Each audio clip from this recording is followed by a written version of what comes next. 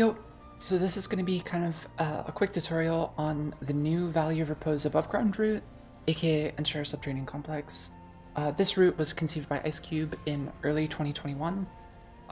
So if you've watched Urban's pod tutorial, for the full run, it has kind of an outdated version of the split. So this is the up-to-date version. This is what every runner does today, or almost every runner, I suppose. Yeah, let's just hop right into it. The very first thing that's sort of important to note about this route is that, especially if you're familiar with the old route, in Enter BK, normally what you would do is put away your reds and flower all of your blues with sort of the grass next to the ship. In this route, you don't do that. So you don't put away your reds, you don't flower your blues, you do PK with some leaf blues. And that's because the first thing that we do in this route is to flower our blues while we collect Courage Reactor. So I'll show you how we do that. It's just, sort of a day on its own where we get CR and flower blues. So you enter Valley of Repose right after BK ends. You're going to get this cutscene right at the beginning. Just make sure to mash start to skip that. And then you take out purples and whites.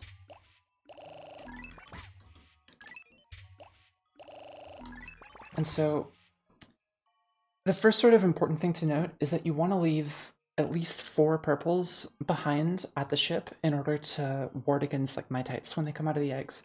So we're going to be getting the eggs that are up here, the same ones that you do egg push on day 4, I think. So we want to leave some purples behind. The quick way to do that is right here. Right where I'm standing, there's like a dark spot on the ground. You can kind of pause the video if you want to see. I'll also do the I'll do this section again in a second. Right when you get here, sort of stand here, and then as soon as your Pikmin counter is at like 23 to 25, something like that, just run forward and you'll end up leaving about the right number of purples. So I'm already there, and I saw that the Pikmin counter was like 23 when I paused, so I'm just going to run straight forward. Yeah, and I left 9 purples, which is kind of more than you need, but it doesn't actually like hinder the split that much. So as long as you leave at least 4, then you should be fine. If you leave like all of your purples, that's kind of a problem, but as long as you have some, then it's fine. So you sort of just run forward. You don't need to see stick here. Just run around. Don't see stick, and sort of get all your whites on the dig there, just by sort of walking around it.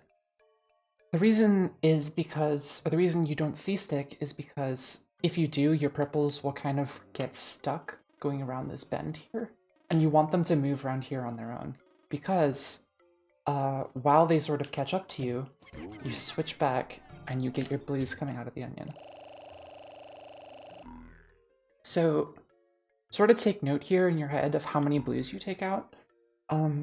If you've lost 0 purples and whites from the like early part of the run, you'll take out 60 blues, assuming you have 60 blues. If you've lost any, you'll take out more than 60 blues. So this save file has 1 lost purple, I think. So it takes out 61. This is important because in the next part of the split, we're going to take blues out first, and you need to take out the right number of blues in order to leave space for all your purples and whites. So take blues out, swap back, because now the purple should catch up. Please take the rest on the dig. Then back here. Grab your purples at the ship, and sort of just hold purples, run up here. When you have this many, you can just sort of spam through to make sure that mitites don't mess you up. If you do get mitites, they would just die instantly with that method. So just sort of flower your blues. Nothing fancy. Make sure to swap back here and whistle the remaining guys there. And now you're sort of done. You can just wait for this to come collect. So I'll do that one more time. Sort of start to finish, just not talking that much to give you sort of a benchmark for, what it looks like.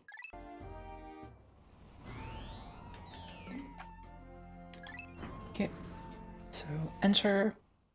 Make sure to mash start for the cutscene that's going to play.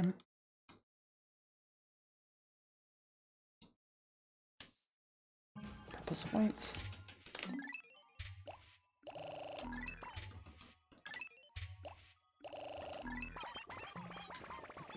Leave some at the ship. That was actually quite a lot. It shouldn't matter too much though, because there's kind of a trade-off with like the number of purples versus the number of purples you have on the dig, where the more purples there are on the dig, the faster the dig goes, but also the less likely you are to have like all whites or close to all whites on the carry afterwards. So of course you can kind of get lucky, but that's why leaving too many purples at the ship doesn't really matter that much, because it kind of evens out.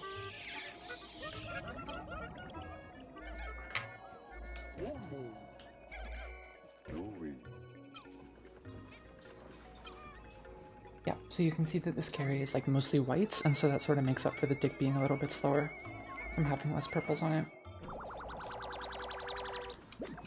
So yeah, this is the first segment of the split. The day is going to end right after this because of day 1 extinction, and this is the first above ground treasure we collect in Valley of Repose.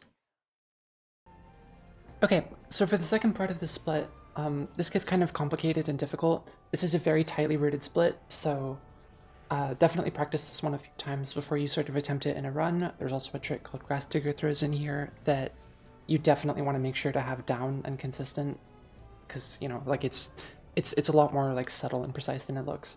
So of course I'm going to explain that, but I suppose I'll just get right into it, and I'll sort of pause and explain stuff as it happens.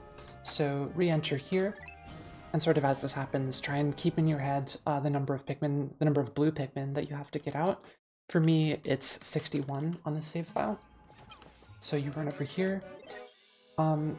This percent cutscene, you won't always get this if you've gotten a bonus treasure, but it's not an overall time save because you're likely to get another one later. So that's too many blues. It's 61. And then here, so you want to get purples out first here. This is slightly important. So you get the purples out first, and then you see how like a couple of the purples have already come out of the ship? You want to get purples out first so that a couple come out, and then get whites out after. So when both purples and whites are queued to come out of the ship, whites will come out first. So the reason we take purples out first here is because you kind of want to run down and hold a purple to throw up at the ledge on the right here. Plus 5 whites. So I'll show you what that looks like. Grab a purple. And then throw 5 whites. So you sort of just leave those up there. We're going to use them for Spiny Alien Treat in a minute. But that's what that looks like. If you sort of mess that up, I think 6 whites is also okay. It sort of balances out again because the dig is a little bit slower overall, but it gets carried into the ship faster. So 6 or 7 whites should be a good replacement if, like, for some reason you don't grab the purple.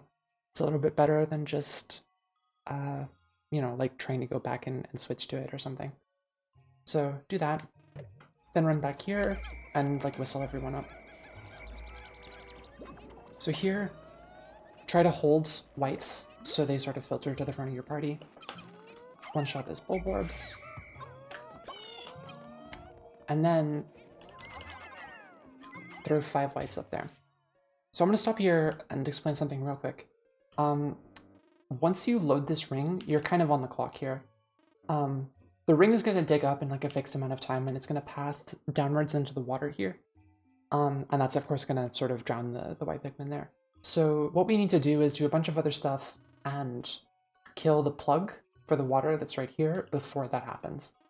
So I'm kind of just going to like run through it, and then I'll explain each part in a little bit more detail like afterwards in an edit. So we'll just go here.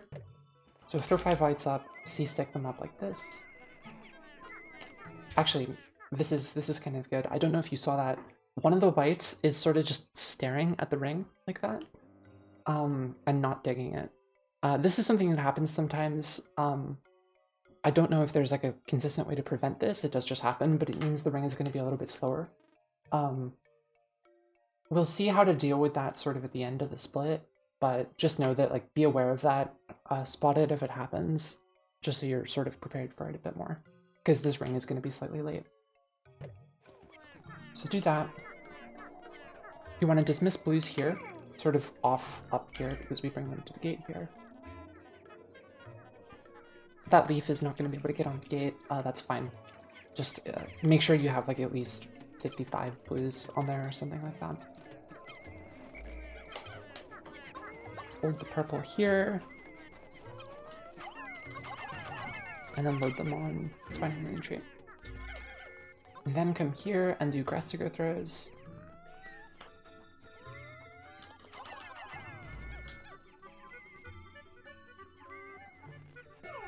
You need at least 3 purples up there to carry Ursidae. Load Utter Scrap and then Nut back. And then we'll load 14 blues on here. Cool. Okay, so here I'm going to try to explain each of those steps you saw individually in a little bit more detail. So I haven't thrown whites up on the ring. I don't really want to be on the clock here. So first thing is this dismiss. This dismiss is actually a little bit particular. So what you kind of want to do is, like, at this point, you kind of want to turn the control stick down left and then C stick upright like this, and then dismiss in sort of that state. So looks kind of like this, like that. And that should get the blues sort of in this direction where you want to bring them. So you don't have to be super particular about that. Yeah. For this, so first of all, something you should be aware of is that if you take a little bit too long doing these other steps, this 10 bullet right here might grow and your Pikmin might latch onto it. So like if they're here, then maybe they will, or maybe they won't. It sort of depends.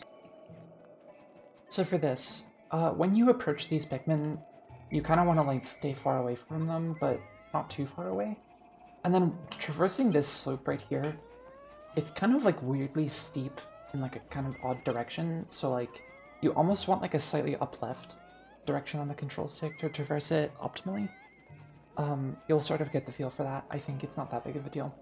The second thing is that you really want to hold the purple here. Like, it's really important. The purple is super slow to follow on its own, especially from way down here. So like you kind of approach from here, whistle, grab a white, and then switch to a purple before it gets too far away is sort of what you want. And this is one of the instances in this speedrun where you want kind of a weird grip on your controller. The way I do this is I sort of switch my left hand grip to like pushing the control stick with my pointer finger and using the D-pad with my thumb, just so you can like move and D-pad at the same time while holding A. It's a little bit weird. You'll probably get used to it if you run this game a lot. But yeah, so just practice that. I'll try and do it one more time. So you sort of approach from here, sort of grab one there, and do this one. So how do you know exactly where Spiny Alien Treat is supposed to be here? Like to throw your purple first of all, and then your whites afterwards. This, it may or may not show up on camera, or you know, in the recording, I suppose. There's a little bit of a dark spot right here, sort of at the tip of this like tree shadow. This sort of dark spot, like right under the cursor, that sort of stays there and just fades in and out. That's where I aim to throw. So like purple there, throw your whites, and they should latch on. It's a little bit to the right of that.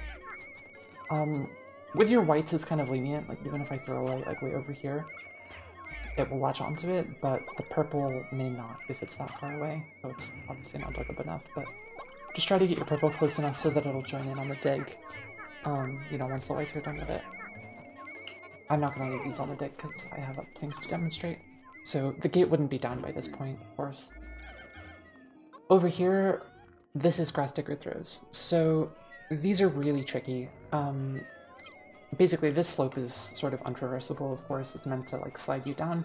If you just try to like throw purples up anywhere, you won't be able to stake them in time. The sort of setup for how you actually do throw them is another thing that might not show up on camera, but there's this little like line in the snow. There's kind of another one over here. It looks sort of similar. But this line in the snow, you kind of want to be like at this corner, like at the top of the line. It's not really like a real corner, but you kind of want to run into it like sort of like this. And then sort of run into it there, throw a few up, and maybe it was a little bit angled weirdly. This is another like vibes-based kind of thing. A lot of these in the Pikmin 2 run, so just run up, throw a few, and you should ideally be able to get 3. up if you whistle and C-stick in time. You really want to like whistle and C-stick, like it's just a weird timing. You have to whistle a little bit longer than you think. Something you can kind of do is like, if you have big thumbs, you can sort of like push the C-stick forward and hold B at the same time, like with the same finger. Or you can claw grip or something.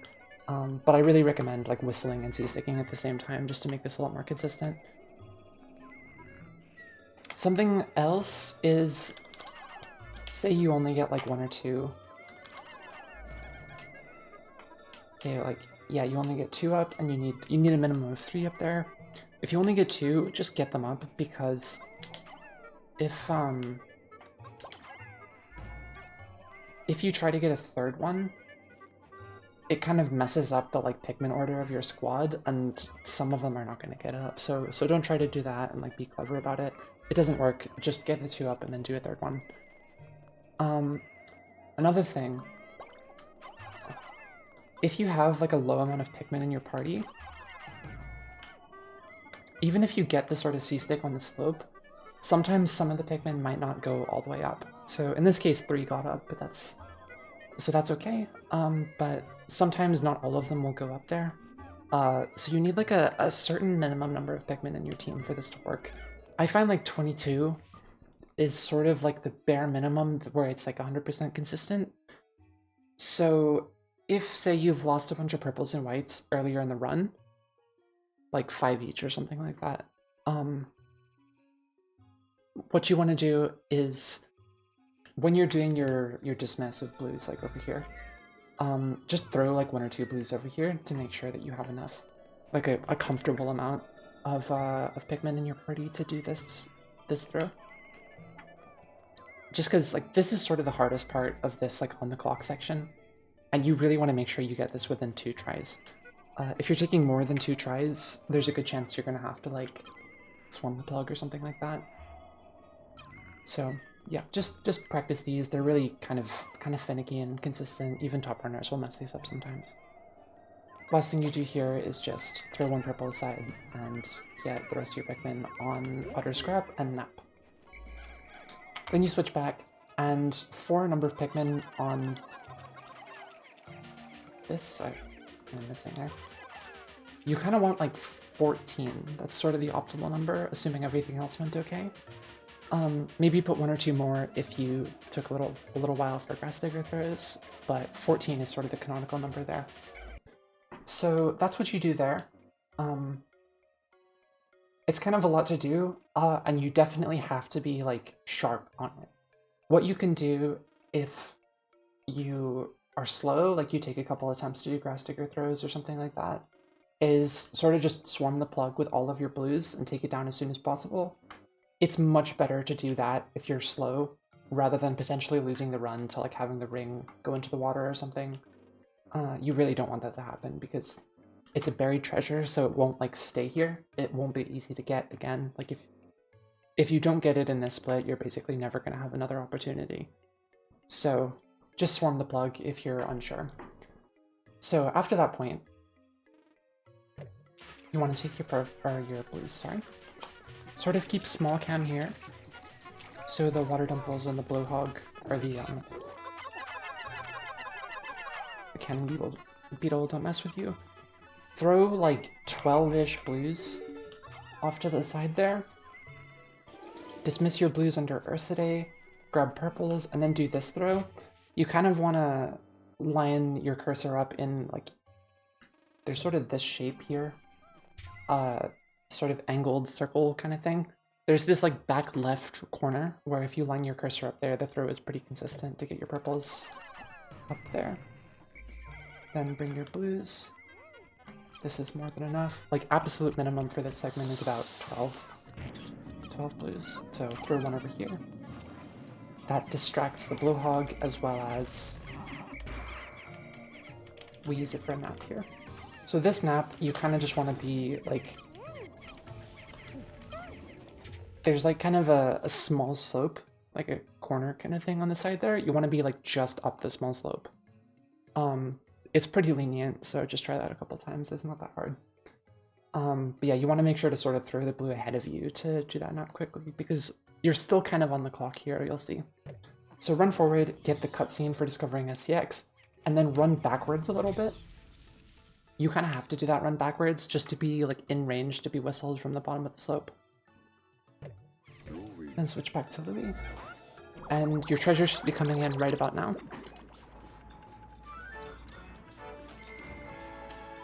So if you're a little bit slower on the rest of this segment, the treasures may come in like before you have time to switch back to Louis. That's how you kind of know that you've like messed up slightly. It's not the end of the world, it's just going to be a little bit of extra time loss. So the way to deal with the ring being slow here is sort of wait until it gets to this point and put a purple on it. And that should be able to get in by the time that we are done with this split. For Ursidae, actually, you can see the kind of white ring on the outside of this manhole cover. You really want to make sure that Ursidae is not like on that ring. If it's right in the middle, it can get pathing bugs, which can mess you up in Enter FC. So just try to avoid that, if possible.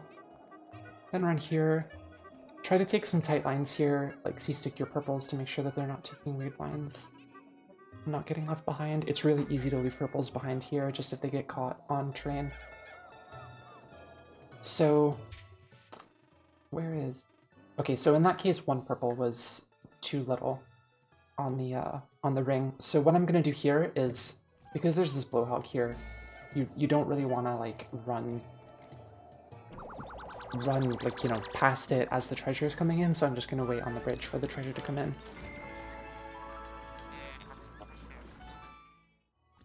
Now that it's in, you can kind of run this way. You stick to the right a little bit, whistle Olimar, and enter SCX. So yeah, that is the Enter SCX split in full. I think I've covered basically everything, but of course if you have any questions, feel free to come ask me in the Pikmin speedrunning Discord. I'll leave a link in the description. Or if you want to learn the rest of the run, I'll leave a link to Urban's full Pay Off Debt tutorial. Which is, you know, a few hours long. Will teach you basically the entire run, including the old version of the split if you want to see it for reference. So yeah, thanks for bearing with me, and I will leave you with this VOD in the background, which is the Enter SCX from my PB. So this is how it actually plays out and runs in full. Cheers.